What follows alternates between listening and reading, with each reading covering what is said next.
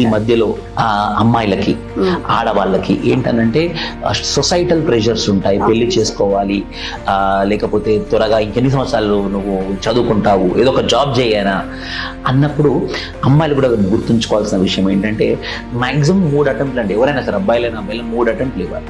2 years full time prepare అవుతాం కదా, second year first attempt ఇవ్వాలి, థర్డ్ ఇయర్ సెకండ్ అటెంప్ట్ ఇవ్వాలి, ఫోర్త్ ఇయర్ ఆఫ్ ప్రిపరేషన్లో థర్డ్ అటెంప్ట్ ఇవ్వాలి. అంతే, వచ్చింది, లేకపోతే మనం ఏదో ఒక జాబ్ చూసుకోవాలి. కానీ ఒక్కసారి కనుక మనం యూపీఎస్సీ ప్రిపరేషన్లో సీరియస్గా కనుక ప్రిపేర్ అవుతే, నాలాగా ఏదైతే నాకు కెనరా బ్యాంక్ మేనేజర్ జాబ్ వచ్చింది, ఫారెస్ట్ రేంజ్ ఆఫీసర్ జాబ్ వచ్చింది, స్టాఫ్ సెలక్షన్ కమిషన్లో ఇన్కమ్ ట్యాక్స్ ఇన్స్పెక్టర్ పోస్ట్ వచ్చింది అంటే ఎందుకు వచ్చాయంటే నేను సివిల్ సర్వీసెస్ ప్రిపేర్ అయి ఉన్నాను కాబట్టి.